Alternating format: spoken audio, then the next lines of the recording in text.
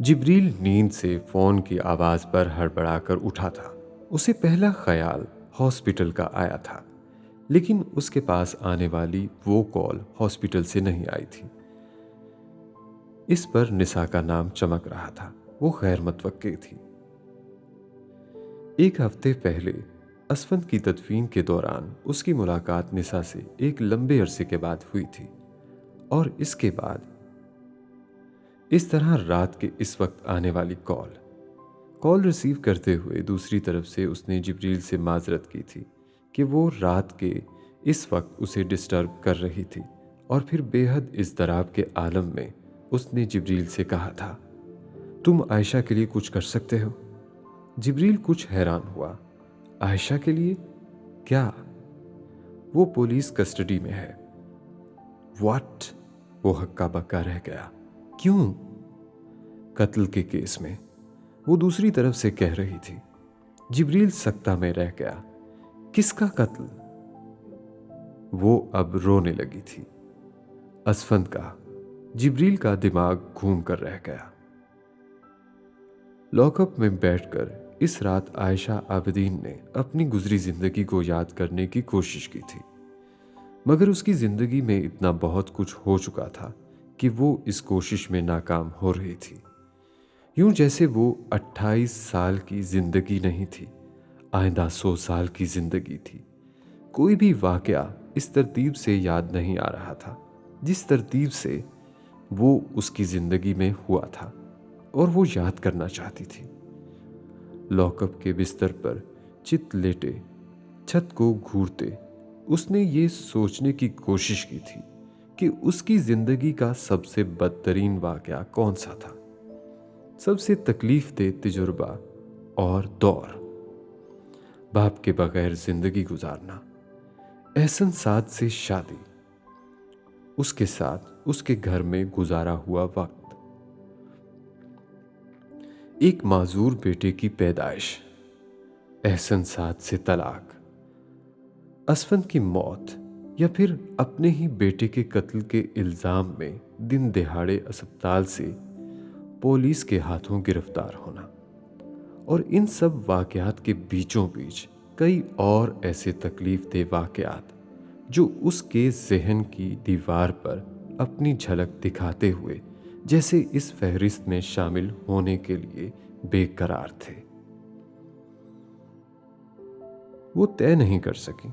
हर तजुर्बा, हर हादसा अपनी जगह तकलीफ दे था, अपनी तर्ज का हौलनाक। वो उनके बारे में सोचते हुए जैसे जिंदगी के वो दिन जीने लगी थी, और अगले वाकया के बारे में सोचना शुरू करते हुए उसे ये अंदाज़ा लगाना मुश्किल हो गया था कि पिछला वाकया ज़्यादा तकलीफ दे था, या फिर वो जो उसे अब याद आया था। कभी कभी आयशा आबदीन को लगता था वो ढीठ है। तकलीफ और जिल्लत सह सह कर वो अब शर्मिंदा होना और दर्द से मुतासिर होना छोड़ चुकी थी। जिंदगी वो इतनी जिल्लत और तकलीफ से सह चुकी थी कि शर्म और शर्मिंदगी के लफ्ज़ जैसे उसकी जिंदगी से खारिज हो गए थे।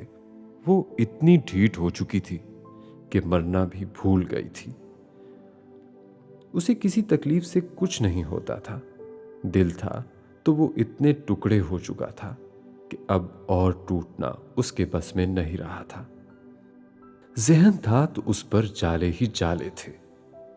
इज्जत नफ्स, जिल्लत, इज्जत जैसे लफ्जों को छुपा देने वाले जाले।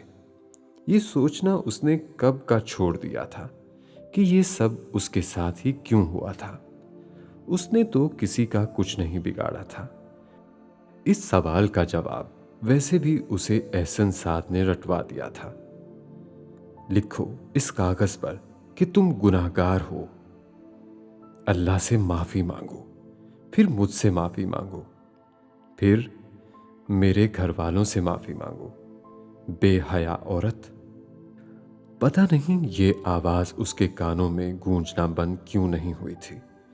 दिन में, रात में सैकड़ों बार इन जुमलों की बाज गश्त उसे उसके इस सवाल का जवाब देती रहती थी कि ये सब उसके साथ ही क्यों हुआ था। वो एक गुनाहगार औरत थी। ये जुमला उसने इतनी बार अपने हाथ से कागज पर लिखकर एहसन साद को दिया था कि अब उसे यकीन हो गया था कि वो जुमला हकीकत था। उसका गुनाह क्या था ये उसे याद नहीं आता था, मगर उसे फिर भी यकीन था कि जो भी गुनाह उसने कभी जिंदगी में किया होगा बहुत बड़ा ही किया होगा, इतना बड़ा कि अल्लाह ताला उसे यूं बार बार सजा दे रहा था। सजा का लफ्ज भी उसने एहसन साद और उसके घर में ही सुना और सीखा था, जहां गुनाह और सजा के लफ्ज किसी विर्द की तरह दोहराए जाते थे। वरना आयशा आबिदीन ने तो एहसन साद की जिंदगी में शामिल होने से पहले अल्लाह को खुद पर सिर्फ मेहरबान देखा था।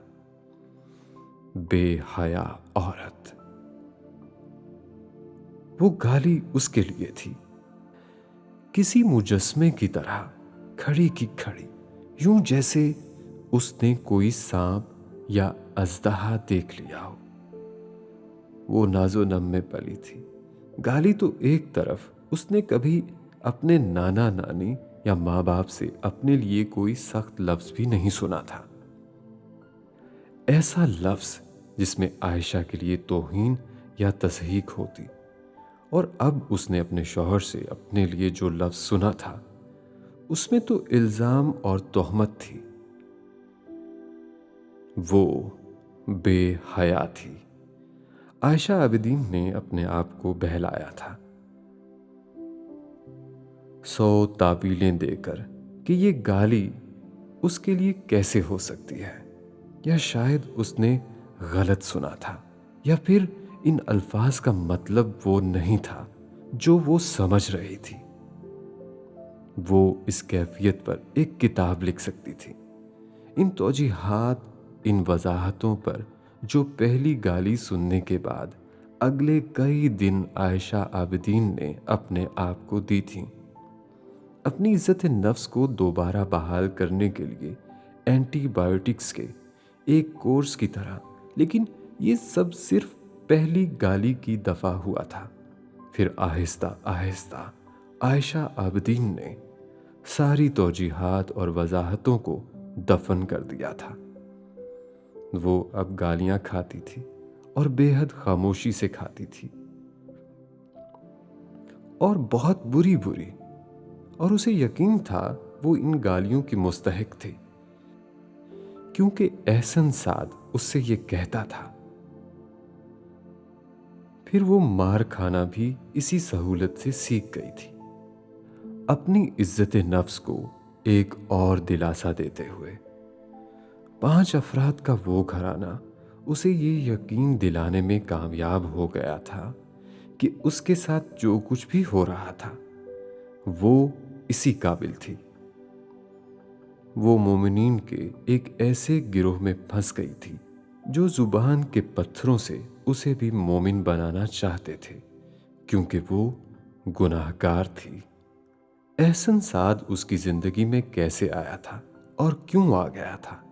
एक वक्त था जब उसे लगता था कि वो उसकी खुशकिस्मती बनकर उसकी जिंदगी में आया है, और फिर एक वो वक्त आया जब उसे वो एक डरावना ख्वाब लगने लगा था, जिसके ख़त्म होने का इंतज़ार वो शदो-मद से करती थी। और अब उसे लगता था कि वो अजाब है जो अल्लाह ताला ने उसे उसके करदा ना करदा गुनाहों पर इस दुनिया में ही दे दिया है।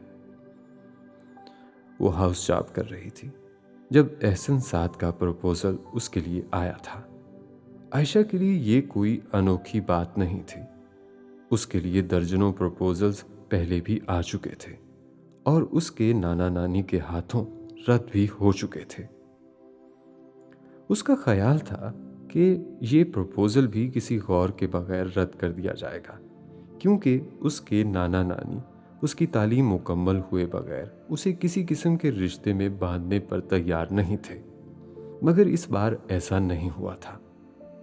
एहसन साद के वालिदैन की मीठी जुबान आयशा आबिदीन की फैमिली पर असर कर गई थी और उस पर भी।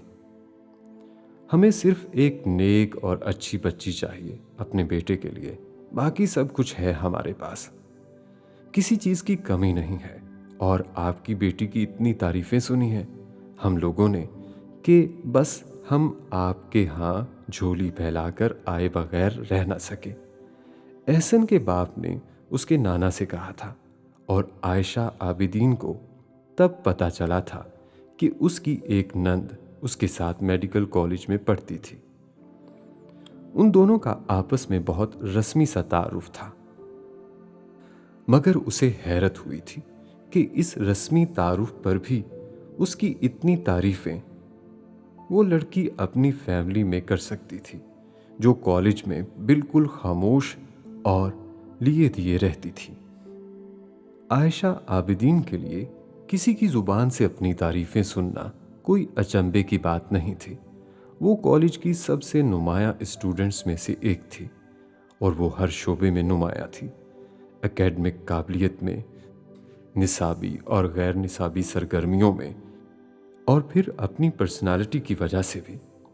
वो अपने बैच की ना सिर्फ हसीन बल्कि बेहद स्टाइलिश लड़कियों में गिनी जाती थी, बेहद बाअमल मुसलमान होते हुए भी और मुकम्मल तौर पर हिजाब लिए हुए भी। हिजाब आयशा आबिदीन पर सजदा भी था। ये उसकी कशिश को बढ़ाने वाली चीज़ थी। उसके बारे में लड़के और लड़कियों की ये मुतफ़िक़ा राय थी। और अब उस लड़की के लिए एहसन साद का प्रपोज़ल आया था, जिसकी फैमिली को उसके नाना नानी ने पहली मुलाकात में ही ओके कर दिया था। पता नहीं कौन सादा था, उसके नाना नानी जिन्हें एहसन के माँ बाप बहुत शरीफ और सादा लगे थे, या फिर वो खुद के माँ बाप की दीनदारी का पास किया था। लेकिन इसके बावजूद उन्होंने शादी से पहले एहसन साद और आयशा की एक मुलाकात करवाना ज़रूरी समझा था।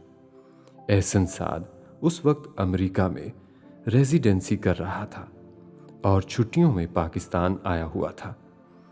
एहसन साद से पहली मुलाकात में आयशा को एक लंबे अरसे के बाद जिब्रील याद आया था और उसे वो जिब्रील की तरह क्यों लगा था। आयशा को इस सवाल का जवाब नहीं मिला। वो मुनासिब शक्ल सूरत का था, तालीमी काबिलियत में बेहद अच्छा और बातचीत में बेहद मोहतात।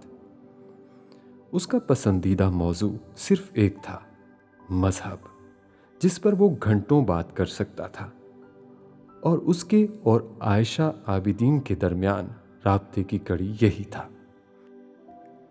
पहली ही मुलाकात में वो दोनों मजहब पर बात करने लगे थे और आयशा आबिदीन उससे मरूब हुई थी। वो हाफिज़ कुरान था और वो उसे बता रहा था कि ज़िंदगी में कभी किसी लड़की के साथ उसकी दोस्ती नहीं रही। वो आम लड़कों की तरह किसी उल्टी सीधी हरकतों में नहीं पड़ा। वो मज़हब के बारे में जामे मालूमात रखता था और वो मालूमात आयशा की मालूमात से बहुत ज़्यादा थीं। लेकिन वो एक सादा ज़िंदगी गुजारना चाहता था और आयशा भी यही चाहती थी। एक अमली मुसलमान घराने के ख्वाब देखते हुए वो एहसन साद से मुतासिर हुई थी और उसका ख्याल था वो अपनी उम्र के दूसरे लड़कों से बेहद मैच्योर और मुख्तलिफ है। वो अगर कभी शादी करने का सोचती थी तो ऐसे ही आदमी से शादी करने का सोचती थी। एहसन साद पहली मुलाकात में उसे मुतासिर करने में कामयाब रहा था। उसकी फैमिली उसके घर वालों से बहुत ही मुतासिर थी। शादी बहुत जल्दी हुई थी और बेहद सादगी से। ये एहसन साद के वालिदैन का मुतालबा था। आयशा और उसके नाना नानी इस पर बेहद खुश थे। आयशा ऐसी ही शादी चाहती थी और ये उसे अपनी खुशकिस्मती लगी थी कि उसे ऐसी सोच रखने वाला ससुराल मिल गया था। एहसन साद की फैमिली की तरफ से जहेज के हवाले से कोई मुतालबा नहीं आया था, बल्कि उन्होंने सख्ती से आयशा के नाना नानी को इन रिवायती तकल्लुफात से मना किया था। मगर ये आयशा की फैमिली के लिए इसलिए मुमकिन नहीं था क्योंकि आयशा के लिए उसके नाना नानी बहुत कुछ खरीदते रहते थे और जिस क्लास से वो ताल्लुक रखते थे वहाँ जहेज से ज़्यादा मालियत के तहाइफ दुल्हन के ख़ानदान की तरफ से मौसूल हो जाते थे। और आयशा की शादी की तकरीब में भी ऐसा ही हुआ था। बहुत सादगी से की जाने वाली तकरीब भी शहर के एक बेहतरीन होटल में मुनक्किद की गई थी। एहसन साद और उसके ख़ानदान को आयशा और उसकी फैमिली की तरफ से दिए जाने वाले तहाइफ की मालियत बेशक लाखों में थी, मगर इसके बरअक्स एहसन साद की फैमिली की जानिब से शादी पर दिए जाने वाले आयशा के मलबूसात और जेवरात एहसन साद के ख़ानदानी रख रखाव और माली हैसियत से मुताबिकत नहीं रखते थे। वो बस मुनासिब थे। आयशा की फैमिली का दिल बुरा हुआ था, लेकिन आयशा ने उन्हें समझाया था। उसका ख्याल था कि वो सादगी से शादी करना चाहते थे।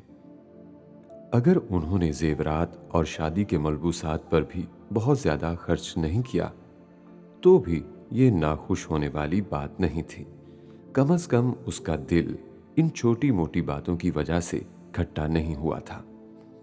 उसका दिल शादी की रात उस वक्त भी खट्टा नहीं हुआ था जब कमरे में आने के बाद उसके करीब बैठकर पहला जुमला एहसन साद ने अपनी नई नवेली दुल्हन और उसके हुस्न के बारे में नहीं कहा था, बल्कि उसकी मां के हवाले से किया था।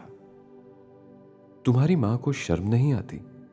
इस उम्र में फाहिशाओं की तरह स्लीवलेस लिबास पहनकर मर्दों के साथ ठट्ठे लगाती फिर रही थीं, और इसी तरह तुम्हारी बहनें और तुम्हारे खानदान की सारी औरतें पता नहीं आज क्या क्या पहनकर शादी में शिरकत करने पहुंची हुई थीं। आयशा का अंदर का सांस अंदर और बाहर का बाहर रह गया था। जो उसने अपने कानों से सुना था उसे इस पर यकीन नहीं आया था। एहसन का ये लबो लहजा इतना नया और अजनबी था कि उसे यकीन आ भी नहीं सकता था। उनके दरमियान निस्बत तय होने के बाद वक्तन फवक्तन बातचीत होती रही थी और वो हमेशा बड़े खुशगवार अंदाज और धीमे लबो लहजे में बड़ी शाइस्तगी और तमीज के साथ बात करता था। इतना उखड़ा लहजा उसने पहली बार सुना था, और जो लफ्ज वो उसकी माँ और खानदान की औरतों के लिए इस्तेमाल कर रहा था वो आयशा आबिदीन के लिए नाकाबिले यकीन थे। तुम्हारी माँ को क्या आखिरत का खौफ नहीं है?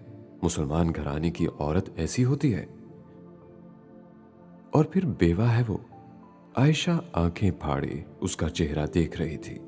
वो उसे ये सब क्यों सुना रहा था उसकी समझ में नहीं आ रहा था। ये एक दिन की दुल्हन थी और ये वो अल्फाज नहीं थे जो वो सुनने के लिए अपनी जिंदगी के एक अहम दिन के इंतजार में थी। वो आधे घंटे तक ऐसी औरतों को लानत मलामत करता रहा था और उसे ये भी बताता रहा था कि उसकी फैमिली को ये अंदाज़ा नहीं था कि उसकी माँ और बहनें इतनी आज़ाद ख्याल होंगी और अमेरिका में उनका ये लाइफ स्टाइल होगा। उन्होंने तो उसके नाना नानी और ख़ुद उसे देखकर ये रिश्ता तय किया था। वो एहसन साद से ये कहने की जुर्रत नहीं कर सकी कि वो उसे रिश्ते के तय होने से पहले अमेरिका में 2-3 बार उसकी माँ बहनों से मिल चुका था, और निस्बत तय होते हुए भी उसकी फैमिली उसकी माँ और बहनों से मिल चुकी थी। वो आज़ाद ख्याल थीं तो ये उनसे छुपा हुआ नहीं था, जिसका इंकशाफ उस रात होने पर वो यूं सदमा ज़दा हो गए थे। एहसन साद के पास मजहब ऐसी तलवार थी जिसके सामने आयशा आबिदीन बोलने की हिम्मत नहीं कर सकती थी। उसने दिल ही दिल में ये मान लिया था कि गलती उसकी माँ और बहनों ही की थी। वो इस्लामी लिहाज से मुनासिब लिबास में नहीं थी। एहसन और उसकी फैमिली अगर खफा थी तो शायद ये जायज़ ही था। उस रात एहसन साद ने इस इब्तदाइये के बाद एक लंबी तकरीर में उसे बीवी और एक औरत की हैसियत से उसका दर्जा और मुकाम बता और समझा दिया था। जो सानवी था वो सर हिलाती रही थी। वो सारी आयात और अहादीस के हवाले आज की रात के लिए ही जैसे इकट्ठा करता रहा था। वो बेहद खामोशी से सब कुछ सुनती गई। वो वक्ती गुस्सा नहीं था, वो इरादा था। वो उसे नफ्सियाती तौर पर हिला देना चाहता था और वो इसमें कामयाब रहा था। उस पुरएतमाद लड़की की हैसियत पर यह पहली ज़रब थी जो उसने लगाई थी। उसने उसे बताया था कि उस घर और उसकी ज़िंदगी में वो उसके माँ बाप और बहनों के बाद आती है, और हाँ, इस फहरिस्त में उसने अल्लाह को भी पहले नंबर पर रखा था। आयशा आबिदीन को उसने जैसे इस दायरे से बाहर खड़ा कर दिया था जिसके अंदर उसकी अपनी जिंदगी घूमती थी। 21 साल की एक नौउम्र लड़की जिस तरह हिरासा हो सकती थी, वो वैसे ही हिरासा और हवास पाकता थी। एहसन साद ने उससे कहा था उसके और आयशा के दरमियान जो बातचीत होगी, आयशा उसे कभी किसी से शेयर नहीं करेगी। आयशा ने इसकी भी हामी भर ली थी। उसका ख्याल था ये एक आम वादा है जो हर मर्द बीवी से लेता है, मगर वो एक आम वादा नहीं था। एहसन साद ने इसके बाद उससे कुरान पाक पर राजदारी का हलफ भी लिया था, ये कहते हुए कि वो उसकी बीवी थी और शौहर के तौर पर वो ये इस्तेहकाक रखता था कि वो उससे जो कहे वो उसकी इताअत करे। 21 साल की उम्र में वो आयशा आबिदीन की जिंदगी की सबसे बुरी रात थी, लेकिन उसे ये अंदाजा नहीं था कि वो इसके बाद बुरी रातों की गिनती भी भूलने वाली थी। उस रात एहसन साद का गुस्सा और रवैया सिर्फ उसका गुस्सा और रवैया नहीं था। अगली सुबह आयशा आबिदीन से उसकी फैमिली भी इसी अंदाज में मिली थी। बेहद सर्द महरी, बेहद उखड़ा हुआ लहजा। उसका एहसास जुर्म और बढ़ा था और उसने दुआ की थी कि इस रात वलीमा की तकरीब में उसकी माँ और बहनें ऐसा कोई लिबास ना पहने जिस पर उसे एक और तूफान का सामना करना पड़े। लेकिन शादी के चंद दिनों के अंदर उसे अंदाजा हो गया था कि उसकी फैमिली की खफगी की वजह उसकी अपनी फैमिली का आज़ाद ख्याल होना नहीं था। उनकी खफगी की वजह उन तवक्कुआत का पूरा ना होना था जो वो आयशा की फैमिली से लगाए बैठे थे। शादी सादगी से करने और जहेज या कुछ भी ना लाने का मतलब कुछ भी ना लाना नहीं था। उनको तवक्को थी कि उनके इकलौते और इतने काबिल बेटे को आयशा की फैमिली कोई बड़ी गाड़ी ज़रूर देगी। आयशा के नाम कोई घर, कोई प्लॉट, कोई बैंक बैलेंस ज़रूर किया जाएगा, जैसे उनके ख़ानदान की दूसरी बहुओं के नाम था। शादी सादगी से होने का मतलब उनके नज़दीक सिर्फ शादी की तकरीबात का सादा होना था। शादी के तीसरे दिन ये गिले शिकवे आयशा से कर लिए गए थे और इस कोशिश के साथ कि वो उन्हें अपनी फैमिली तक पहुंचा दे जो आयशा ने पहुंचा दिए थे। अब शाकड़ों होने की बारी उसकी फैमिली की थी। शादी के 3 दिन बाद पहली बार नौरीन ने अपनी बेटी को ये ऑप्शन दिया था कि वो अभी इस रिश्ते के बारे में अच्छी तरह सोच ले। जो लोग तीसरे ही दिन ऐसे मुतालबे कर सकते हैं, वो आगे चलकर उसे और भी परेशान कर सकते थे। आयशा हिम्मत नहीं कर सकती थी। अपनी दोस्तों और कज़न्स के टेक्स्ट मैसेजेस और कॉल्स और छेड़छाड़ के दौरान वो ये हिम्मत नहीं कर सकी थी कि वो माँ से कह देती कि उसे तलाक चाहिए। उसने वो ही रास्ता चुना था जो इस मुआशरे में सब चुनते थे, समझौते का और अच्छे वक्त के इंतज़ार का। उसका ख्याल था ये सब कुछ वक्ती था, ये चंद मुतालबे पूरे होने के बाद सब कुछ बदल जाने वाला था।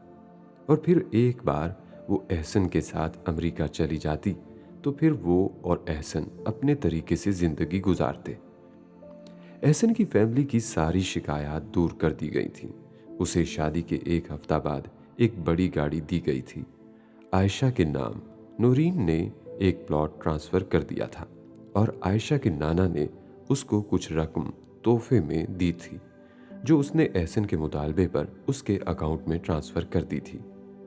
वो इसके बाद 2 हफ्तों के लिए हनीमून मनाने बैरून मुल्क चले गए थे।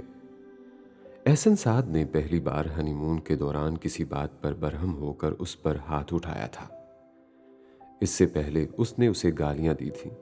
आयशा आबिदीन से बहुत बड़ी गलती हो गई थी अपनी जिंदगी के बारे में। आयशा ने जान लिया था, हो सकता है उसका शौहर बहुत अच्छा मुसलमान हो, लेकिन अच्छा इंसान नहीं था। और आयशा ने उसका इंतखाब उसके अच्छे मुसलमान होने की वजह से किया था। इस धोखे में जिसमें वो इन बहुत सारे अच्छे मुसलमानों और इंसानों की वजह से आई थी, जो मुनाफिक और दो रुखे नहीं थे। वो 1 महीने के बाद वापस अमेरिका चला गया था, लेकिन इस 1 महीने में आयशा बदल गई थी। वो एक अजीबोगरीब खानदान में आ गई थी, जो बज़ाहिर तालीम याफ्ता और रोशन ख्याल था, लेकिन अंदर से बेहद घुटन ज़दा था। और इस घुटन और मुनाफिकत का मंबी एहसन साद का बाप था। इसका अंदाज़ा उसे बहुत जल्द हो गया था। एहसन खुद अपने बाप की कॉपी बन गया था और उसे अपनी माँ की कॉपी बनाना चाहता था, जिसे वो एक आइडियल मुसलमान औरत समझता था। वो और उसकी बहनें वो आयशा आबिदीन को उनके जैसा बनाना चाहते थे, और आयशा आबिदीन को बहुत जल्द अंदाज़ा हो गया था वो आइडियल मुस्लिम औरतें नफ्सियाती मसाइल का शिकार थीं। उस घर के माहौल और साथ के रवैये और मिजाज की वजह से उसकी नंदों के लिए रिश्तों की तलाश जारी थी। लेकिन आयशा को यकीन था जो मयार एहसन और साद उन दोनों के लिए लेकर बैठे थे, उसको सामने रखकर रिश्तों की तलाश और भी मुश्किल थी। आयशा शादी के 2 महीनों के अंदर अंदर इस माहौल से वहशत ज़दा हो गई थी, और इससे पहले कि वो एहसन साद का लिया हुआ हल्फ तोड़कर अपने नाना नानी से सब कुछ शेयर करती और उनसे कहती कि वो उसे इस जहन्नुम से निकाल लें, उसे पता चला कि वो प्रेग्नेंट है। वो खबर जो इस वक्त उसे खुशकिस्मती लगती, उसे अपनी बदकिस्मती लगी थी। आयशा आबिदीन एक बार फिर समझौता करने पर तैयार हो गई, एक बार फिर इस उम्मीद के साथ कि बच्चा इस घर में उसकी हैसियत को बदल देने वाला था, और कुछ नहीं तो कम अज कम उसके और एहसन साद के ताल्लुक को। तो ये भी उसकी खुशफहमी थी। वो प्रेगनेंसी उसके लिए एक और फंदा साबित हुई। एहसन साद और उसकी फैमिली ने यह फैसला किया था कि वो बच्चे की पैदाइश तक पाकिस्तान में ही रहेगी। आयशा ने 9 महीने जितने सब्र और तहम्मुल के साथ गुजारे थे, सिर्फ वो ही जानती थी। वो हाउस जॉब के बाद जॉब करना चाहती थी, लेकिन उसके ससुराल वालों और एहसन को ये पसंद नहीं था, इसलिए आयशा ने इस पर इसरार नहीं किया। उसके ससुराल वालों को आयशा का बार बार अपनी नानी के घर जाना और उनका अपने घर आना भी पसंद नहीं था, तो आयशा ने ये बात भी बिना चूं चरा के मान ली थी। वो अब किसी सोशल मीडिया पर नहीं थी कि एहसन को खुद हर फोरम पर मौजूद होने के बावजूद ये पसंद नहीं था कि वो वहाँ हो और उसके कॉन्टेक्ट्स में कोई मर्द हो, चाहे वो उसका कोई रिश्तेदार या क्लास फेलो क्यों ना हो। और आयशा ने अपनी बहनों के एतराज़ात के बावजूद अपनी आईडी ख़त्म कर दी थी। उसके पास वैसे भी कोई ऐसी चीज़ नहीं थी जिसके इजहार के लिए उसे फेसबुक से किसी अकाउंट की ज़रूरत पड़ती। एहसन साद की माँ को ये पसंद नहीं था कि वो अपने कमरे में अकेली बैठे सुबह देर तक सोती रहे।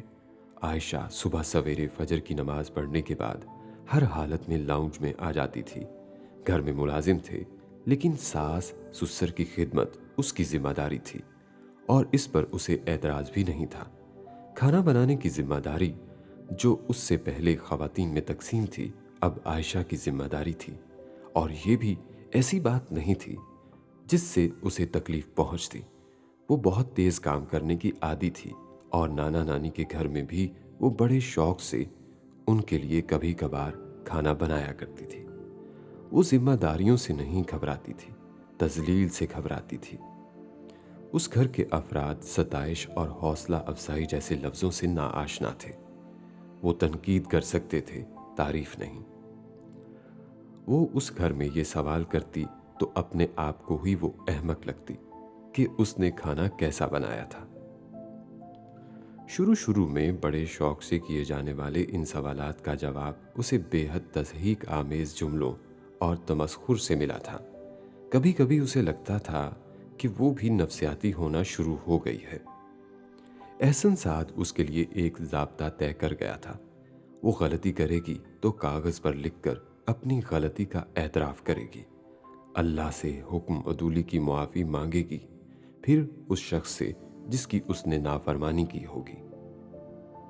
हफ्ते में एक बार आयशा ऐसा एक माफ़ीनामा घर के किसी न किसी फ़र्द के नाम लिख रही होती थी, और फिर आहिस्ता आहिस्ता उसे ये अंदाज़ा हुआ वो माफ़ीनामा भी साद की याद थी। एहसन साद अपना सारा बचपन अपनी गलतियों के लिए अपने बाप को ऐसे ही माफ़ीनामे लिख लिख कर देता रहा था, और अब अपनी बीवी के गले में उसने वो ही रस्सी डाल दी थी। आयशा पहले हिजाब करती थी, अब वो हिजाब और दस्ताने भी पहनना शुरू हो गई थी। उसने बाल कटवाना छोड़ दिया था। मेकअप, फेशियल, चेहरे के बालों की सफाई सब कुछ छोड़ दिया था, क्योंकि उस घर की औरतें इनमें से कोई काम नहीं करती थी। वो आइडियल औरतें थीं, और आयशा आबिदीन को अपने आप को उनके मुताबिक ढालना था।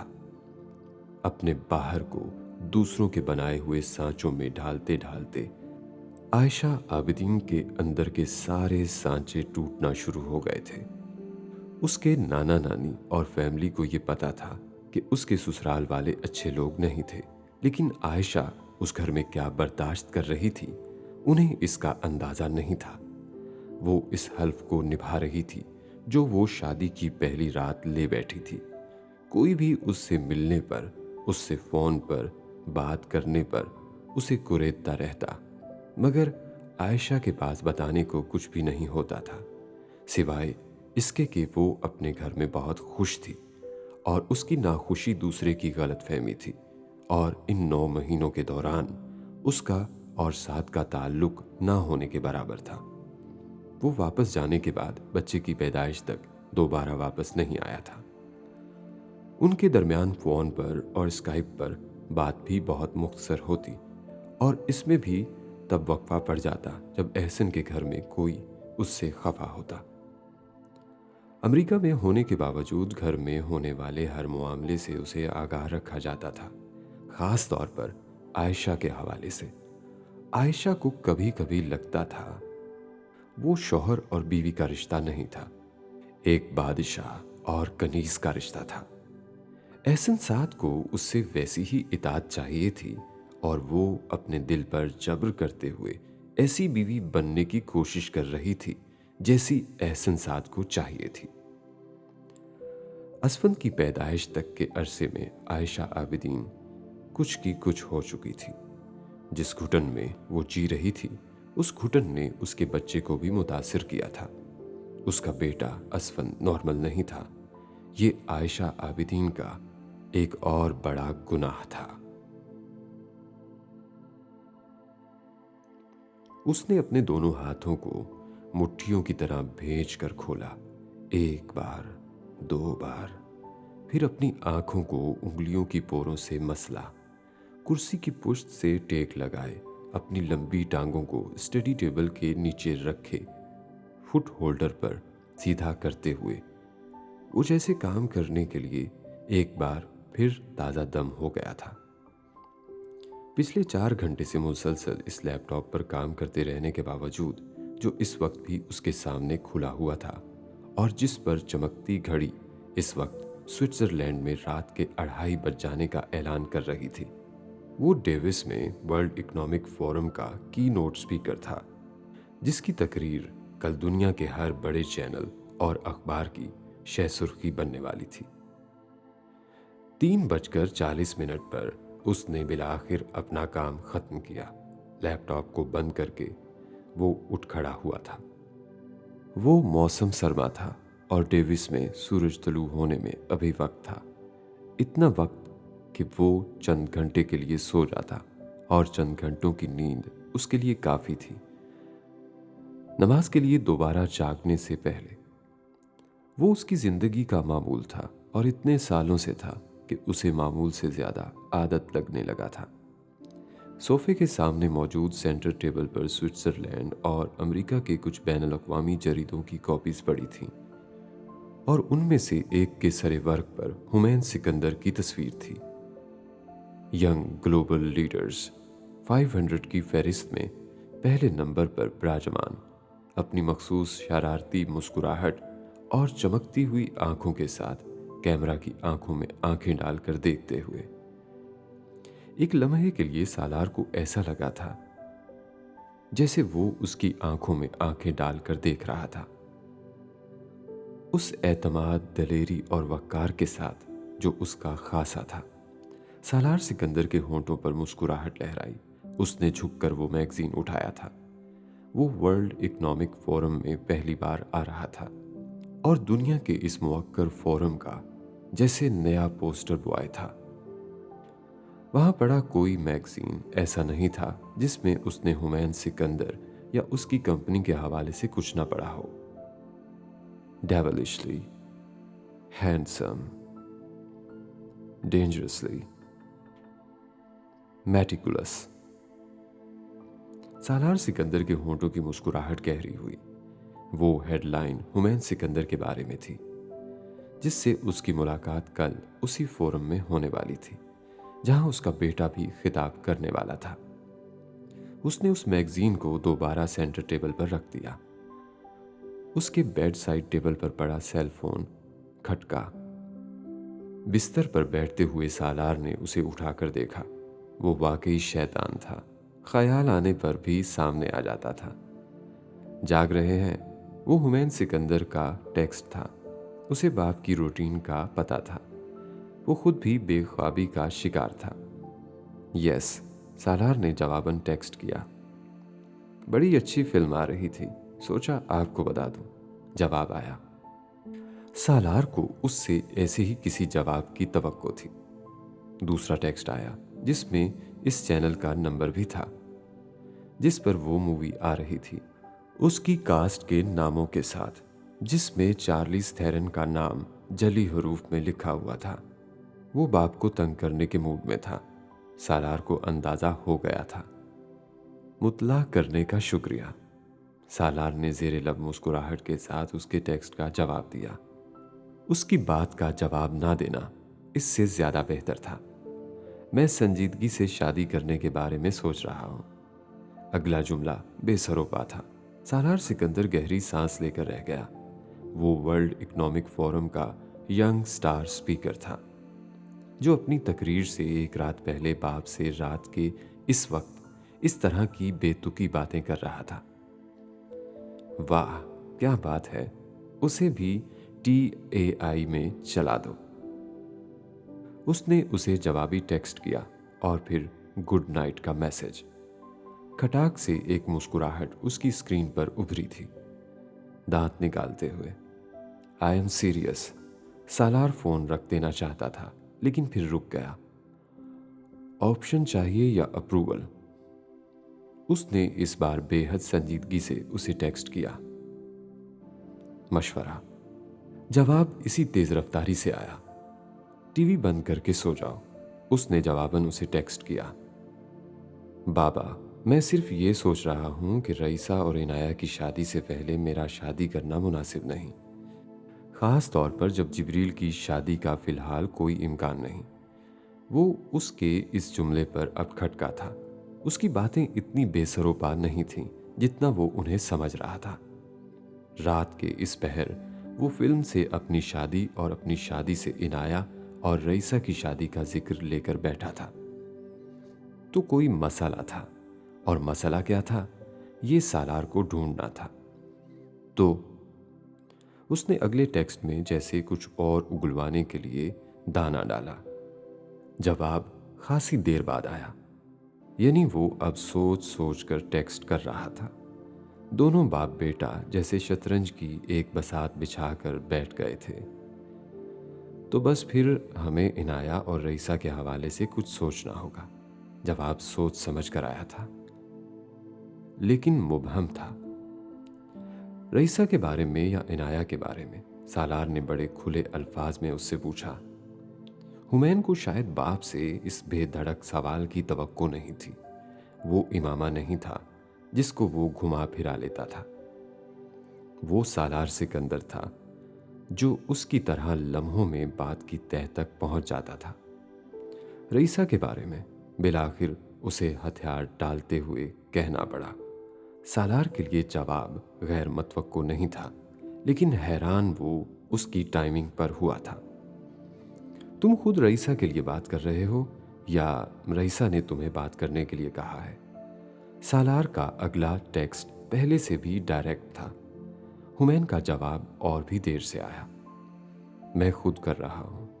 सालार को उसके जवाब पर यकीन नहीं आया। रईसा कहीं इन्वॉल्व्ड है? उसने अगला टेक्स्ट किया। जवाब एक बार फिर देर से आया और यकदम सालार को एहसास हुआ कि ये बातचीत दो अफराद के दरमियान नहीं हो रही थी, तीन लोगों के दरमियान हो रही थी। वो, हुमैन और रईसा। वो ताखीर जो हुमैन की तरफ से जवाब आने पर हो रही थी, वो इसलिए हो रही थी क्योंकि वो सालार के साथ होने वाले सवालों जवाब रईसा को भी भेज रहा था और फिर उसकी तरफ से आने वाले जवाबात उसे फॉरवर्ड कर रहा था। वो उन दोनों की बचपन की आदत थी, एक दूसरे के लिए तर्जुमान का रोल अदा करना, और ज्यादातर ये रोल रईसा ही उसके लिए किया करती थी।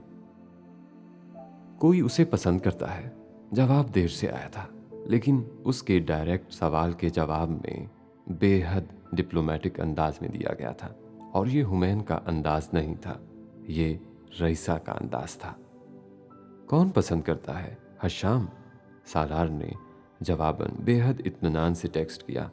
उसे यकीन था उसके इस जवाबी सवाल ने दोनों बहन भाई के पैरों तले से कुछ लम्हों के लिए जमीन निकाली होगी। उनको ये अंदाजा नहीं हो सकता था कि सालार इतना बाखबर हो सकता है। हस्बे तवक्को एक लंबे वक्फे के बाद एक पूरा मुंह खोले हंसती हुई इस्माइली आई थी। गुड शॉट, ये हुमैन का जवाब था। रईसा से कहो आराम से सो जाए, हर शाम के बारे में आमने सामने बैठकर बात होगी। मैं इस वक्त आराम करना चाहता हूं और तुम दोनों अब मुझे मजीद कोई टेक्स्ट नहीं करोगे। सालार ने एक वॉइस मैसेज हुमैन को भेजते हुए फोन रख दिया। वो जानता था इसके बाद वो वाकई भूतों की तरह गायब हो जाएंगे, खास तौर पर रईसा। रईसा सालार की जिंदगी पर अगर कोई किताब लिखने बैठता तो ये लिखे बगैर नहीं रह सकता था कि वो खुशकिस्मत थी। जिसकी जिंदगी में आती थी उसकी जिंदगी बदलना शुरू कर देती थी। वो जैसे पारस पत्थर थी जो उससे छू जाता सोना बनने लगता था। सालार सिकंदर के खानदान का हिस्सा बनने के बाद वो उनकी जिंदगी में भी बहुत सारी तब्दीलियां ले आई थी, और अब हशाम से मुंसलिक होने के बाद उसकी जिंदगी के इस खुशकिस्मती के दायरे ने हशाम को भी अपने घेरे में लेना शुरू कर दिया था। बहरीन में होने वाले इस तैयारे के हादसे में अमीर समेत शाही खानदान के जो अफराद हलाक हुए थे, वो दरअसल बहरीन की बादशाहत के हकदारों की हलाकत थी। पीछे रह जाने वाला वली अहद नौजवान, नातजुर्बाकार और आवाम से बहुत दूर था, और उस हलके में बेहद नापसंदीदा था जो अमीर का हलका था।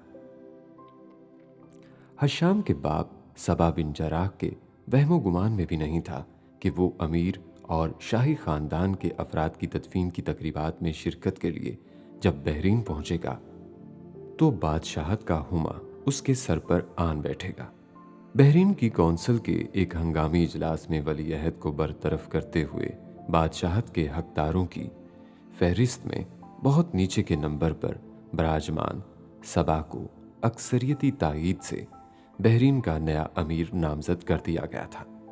इस ओहदे पर उसे वक्ती तौर पर फायज किया गया था, मगर अगले चंद हफ्तों में कौंसिल ने इस हवाले से हतमी फैसला भी कर दिया था। वली अहद की नामजदगी कौंसिल के अगले इजलास तक के लिए मुलतवी कर दी गई थी। यही वो खबर थी जो रईसा को हुमैन ने सुनाई थी। खबर इतनी गैर मतवक्को और नाकाबिले यकीन थी कि रईसा को भी यकीन नहीं आया था, लेकिन जब उसे यकीन आया तो वो पुरजोश हो गई। और अब बुरी खबर क्या है वो भी सुना दो, उसने हुमैन से पूछा था। हशाम और तुम्हारी शादी में अब बहुत सारी रुकावटें आएंगी, सिर्फ उसके खानदान की तरफ से नहीं, पूरे शाही खानदान की तरफ से। हुमैन ने बिना किसी तमहीद के कहा। वो फिक्रमंद होने के बावजूद खामोश हो गई थी। हश्शाम से उसकी मुलाकात अमेरिका वापसी के दूसरे दिन ही हो गई थी। वो वैसा ही था, बेफिक्र, लापरवाह, अपने बाप के बदले जाने वाले स्टेटस के बारे में ज्यादा दिलचस्पी ना दिखाता हुआ। उसका ख्याल था उसके बाप को मिलने वाला वो ओहदा वक्ती था। चंद हफ्तों के बाद कौंसल उसके बाप की जगह शाही खानदान के उन अफराद में से किसी को उस ओहदे पर फायज करेगी जो जानशीनी की दौड़ में उसके बाप से ऊपर के नंबर पर थे। तुमने अपनी फैमिली से बात की? उसने छूटते ही रईसा से वो ही सवाल किया था जिसके हवाले से वो फिक्रमंद थी। हुमैन से बात हुई मेरी, और हुमैन ने पापा से भी बात की है, लेकिन पापा को हमारे हवाले से पहले ही कुछ अंदाजा था।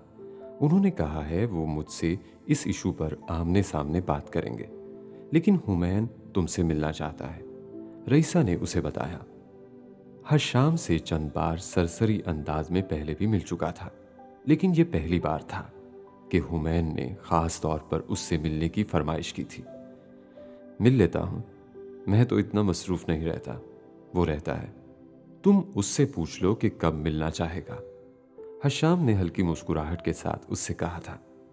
तुम्हारी फैमिली को मेरी अडॉप्शन का पता है? इस बार रईसा ने बिलाखिर उससे वो सवाल किया था जो बार बार उसके जहन में आ रहा था। नहीं, मेरी कभी उनसे इस हवाले से बात नहीं हुई, लेकिन तुम ये क्यों पूछ रही हो? हश्शाम उसकी बात पर चौंका था। उन्हें एतराज तो नहीं होगा कि मैं अडॉप्टेड हूं? क्यों एतराज होगा? मेरा नहीं ख्याल कि मेरे पेरेंट्स इतने तंग नजर हैं कि इस तरह की बातों पर एतराज करेंगे। हश्शाम ने दो टोक अंदाज में कहा। मैं अपने वालिदैन को बहुत अच्छी तरह जानता हूं। हुमैन से उसकी मुलाकात 2 हफ्ते बाद तय हुई थी, मगर इससे पहले ही हश्शाम को एक बार फिर इमरजेंसी में बहरीन बुला लिया गया था। उसके बाप की कौंसल ने मुतफ़िक़ा फैसले से अमीर के तौर पर तौसीक कर दी थी, और हश्शाम बिन सबा को बहरीन का नया वली अहद नामजद कर दिया गया था। एक खसूसी तैयारे के जरिए हश्शाम को बहरीन बुलाया गया था, और वहां पहुंचने पर यह खबर मिलने पर उसने सबसे पहले फ़ोन पर रईसा को ये इत्ला दी थी। वो बेहद खुश था। रईसा चाहते हुए भी खुश ना हो सकी। वो एक आम आदमी से एकदम एक खास आदमी हो गया था। हुमैन की बातें उसके कानों में गूंज रही थीं। हश्शाम बहुत जल्दी में था। उन दोनों के दरमियान सिर्फ 1 आध मिनट की गुफ्तगू हो सकी थी। फोन बंद होने के बाद रईसा के लिए सोच के बहुत सारे दर खुल गए थे। वो परियों की कहानियों पर यकीन नहीं करती थी, क्योंकि उसने जिस फैमिली पर परवरिश पाई थी वहां कोई परियों की कहानी नहीं थी। वहां इत्तफाकात और इनकलाबात नहीं थे। करियर, जिंदगियां, नाम सब मेहनत से बनाई जा रही थी, और रईसा सालार को अपने सामने नजर आने वाली वो परियों की कहानी भी एक सराब लग रही थी। वो एक अरब अमेरिकन से शादी करना चाहती थी, एक अरब बादशाह से नहीं। उसे आसाइशात की होश नहीं थी, और उसकी जिंदगी के मकासद और थे। और चंद दिन पहले तक उसके और हश्शाम की जिंदगी के मकासद एक जैसे थे। अब वो लम्हा भर में रेल की पटरी के वो ट्रैक नहीं रहे थे। मुखालिफ सिम्मत में जाने वाला एक दूसरा ट्रैक हो गए थे। वो बहुत गैर जज्बाती होकर अब हुमैन की उस गुफ्तगू को याद कर रही थी जो उसने हश्शाम के हवाले से की थी, और वो तब की थी जब वो वली अहद नहीं बना था। उसे अब जानना था कि हुमैन हश्शाम के बारे में अब क्या सोचता है। हश्शाम के हवाले से ये खबर भी हुमैन ने ही उसे उसी रात दी थी जब वो सोने की तैयारी कर रही थी। वो एक कॉन्फ्रेंस अटेंड करने के लिए मॉन्ट्रियल में था। मैं जानती हूं, उसने जवाबन हुमैन को टेक्स्ट किया। मुझे तुम्हें मुबारकबाद देनी चाहिए या अफसोस करना चाहिए। जवाबन टेक्स्ट आया था। वो उसके मिजाज से वाकिफ था। वो मुस्कुरा दी। तुम्हारी राय क्या है? उसने जवाबन पूछा। अफसोसनाक खबर है। जानती हूं। उसने हुमैन की टेक्स्ट पर इत्तेफाक किया। जवाबन उसकी कॉल आने लगी थी। इतना भी अपसेट होने वाली बात नहीं है। हुमैन ने हेलो सुनते ही बड़े खुशगवार लहजे में उससे कहा था। वो उसकी आवाज का हर अंदाज पहचानता था। नहीं, अपसेट तो नहीं हो, बस ये सब गैर मुतवक्को है इसलिए। रईसा ने बात अधूरी छोड़ दी। मेरे लिए गैर मुतवक्को नहीं है ये, मुझे अंदाजा था इसका, उसने जवाबन कहा था। तो फिर अब? रईसा ने एक बार फिर अधूरे जुमले में उससे मसले का हल पूछा। तुमने कहा था तुम उस प्रपोजल के हवाले से बहुत ज्यादा जज्बाती नहीं हो। हुमैन ने इत्मीनान से लम्हे भर में तस्वीर का स्याह तरीन पहलू उसे दिखाया, यानी हश्शाम को भूल जाने का मशवरा दिया। तुम वाकई ऐसा सोच रहे हो? रईसा को जैसे यकीन नहीं आया। तुम्हें लगता है मेरी और उसकी शादी नहीं हो सकती? हो सकती है, लेकिन उसकी शादी सिर्फ तुम्हारे साथ हो और तुम्हारे साथ ही रहे, ये मेरे लिए ज्यादा बड़ा मसला है। अरब बादशाह हरम रखते हैं, हुमैन ने उसे जताया था।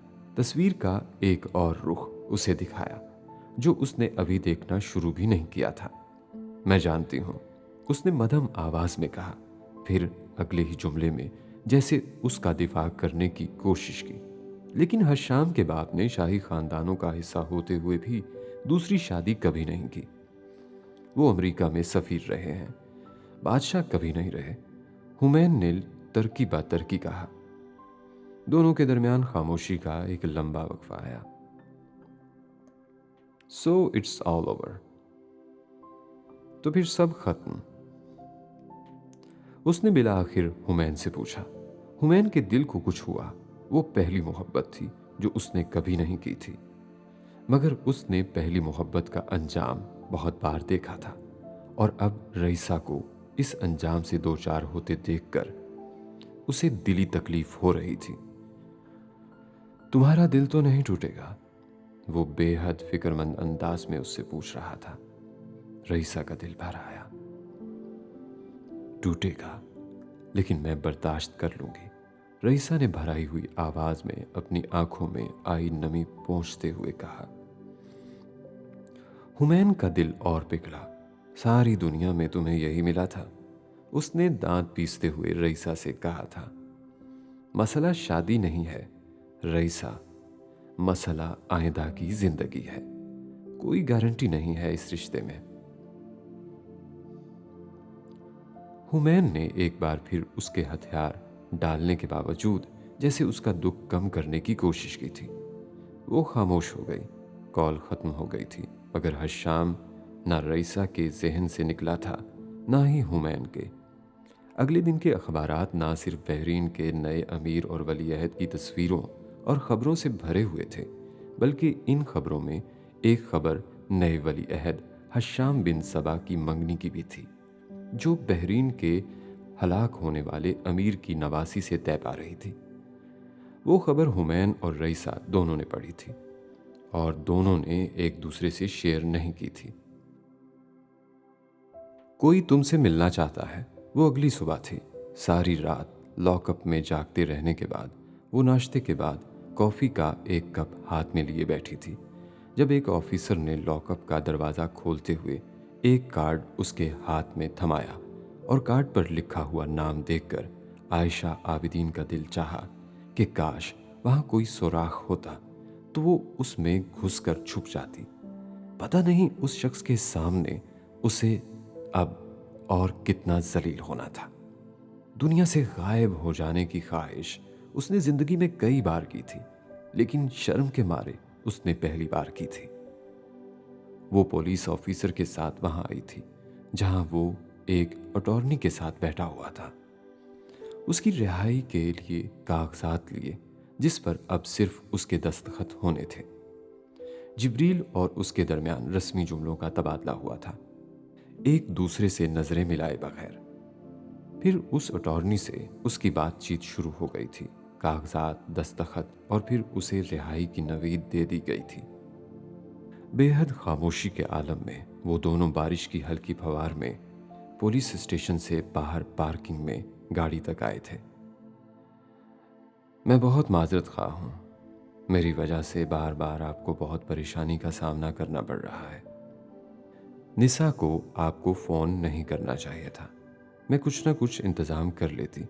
ये इतना बड़ा मसला नहीं था।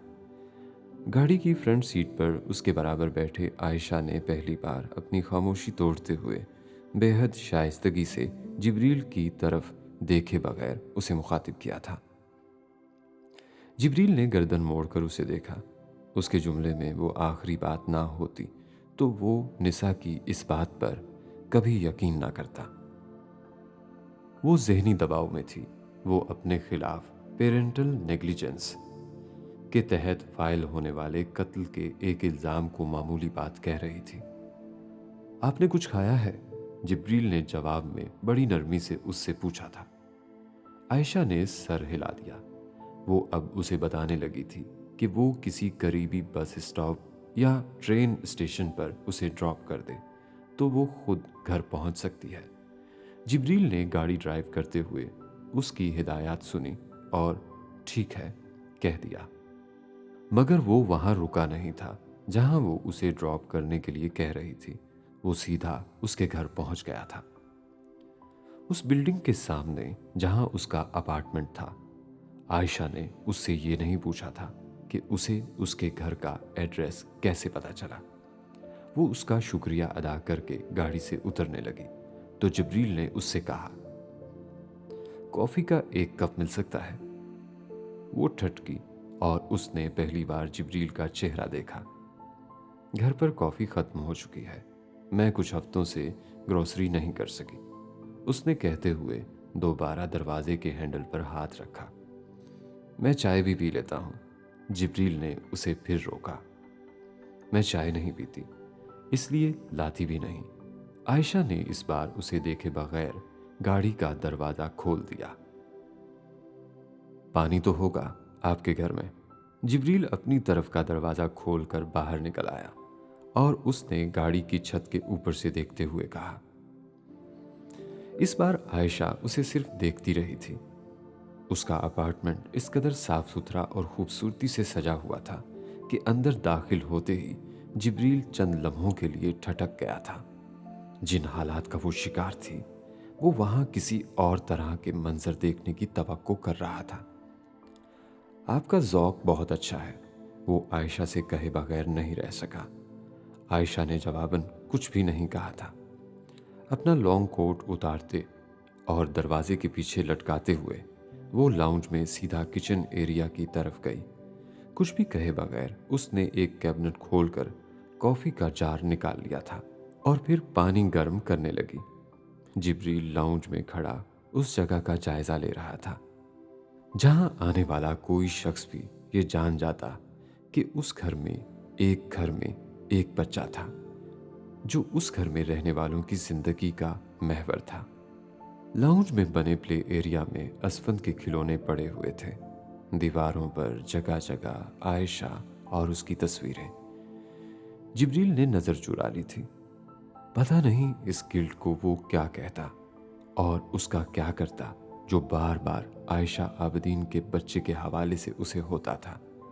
उसने मुड़कर आयशा को देखा था। वो बेहद मेकानिकी अंदाज में उसके लिए कॉफी का एक कप तैयार कर रही थी, यूं जैसे वो कोई वेट्रेस थी। पूरे इन्हमाक से एक एक चीज को ट्रे में सजाते और रखते हुए बाकी हर चीज से बेखबर। इस बात से भी कि वहां जिब्रील भी था। वो अब कॉफी की ट्रे लेकर लाउंज में आ गई थी। सेंटर टेबल पर कॉफी के एक कप की ट्रे रखते हुए वो कुछ कहे बगैर सोफा पर बैठकर उससे पूछने लगी, शुगर? मुझे कॉफी कड़वी नहीं लगती।